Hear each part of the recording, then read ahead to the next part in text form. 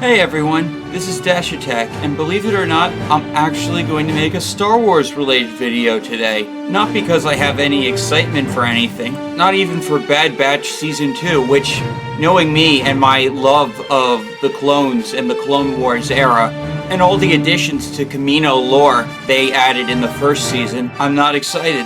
No, my story is going to be about director Ron Howard and a little statement he made when asked about if he'd ever make a Solo 2. He actually said that Lucasfilm listens to fans. Look, I know he's shopping for work and doesn't really know that much about Star Wars, but what he said is verifiably untrue. Lucasfilm has been very openly hostile to fans for a long time. Tons of smear articles were written about the Star Wars fandom after the release of The Last Jedi, and even Stephen Colbert did an entire segment of his show mocking Star Wars fans and blaming them for the bullying of Kelly Marie Tran off social media. Lucasfilm then rewarded Colbert by inviting him to Star Wars Celebration and having him announce the 9th and supposed final movie in the series. They've used their Twitter to call fans racist on several occasions. And yeah, racist fans do exist, and it is a problem, but to assume that there are that many of them to even matter already shows contempt for your audience, and shows a lack of trust. Since before Disney took over, Star Wars was one of the most progressive franchises out there, but it never had to gloat about it, because the diversity and the inclusion came in naturally. Lucasfilm uses diversity and agenda as a shield from criticism, even when that criticism has nothing to do with it. For instance, the complaints about Rose Tico were never about her being Asian. They were about her purpose in the story and actions she took. People did not find this character entertaining or endearing.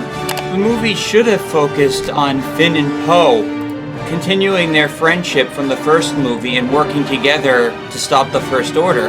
Instead, Finn's character growth from The Force Awakens was completely reset, and his supposed arc was completely derailed, both by Rian Johnson rewriting his character and by the inclusion of Rose Tico.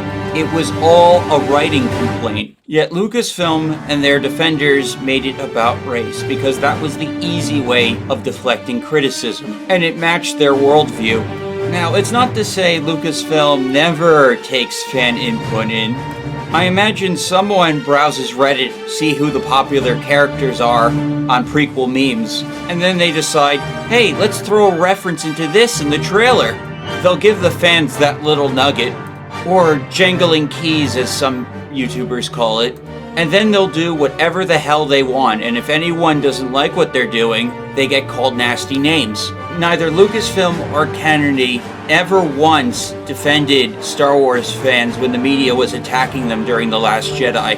If they wanted to be good stewards and foster a healthy community and a healthy fandom, they could at least acknowledge the actual reasons people were complaining, instead of trying to blame sexism, homophobia, and bigotry all the time. They made Star Wars unfun. It's hard to foster excitement when even their long-awaited Obi-Wan show got mired by this stuff with the Reva drama. Having Ewan McGregor come out on his smartphone to lecture the racists, yeah, good for him, he defended her, I'm not gonna knock him for that. But nobody can say they didn't dampen the mood. And what do you know, Stranger Things beat Obi-Wan in the ratings.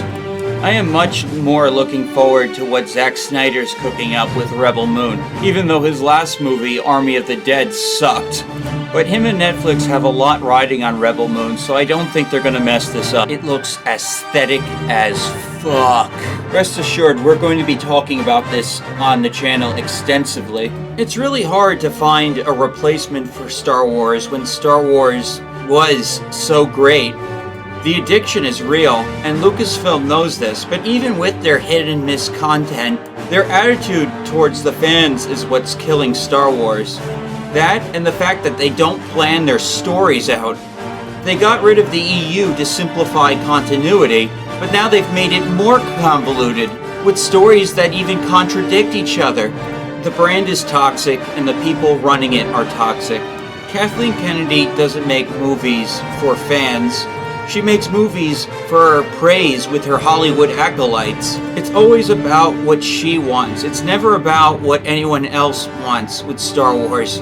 George Lucas was a little bit like that as well. But he also recognized that there has to be some give and take if he wanted to push his artistic vision. That's why Jango Fett exists as a character. Lucas knew how much people liked Boba, and so they gave Boba a backstory. And since Jango and Boba are technically the same person, we actually got to see what a badass Boba could potentially be. Until Lucasfilm admits what's really going on with Star Wars, and how a large chunk of the audience has just given up on it, there won't be any coming back.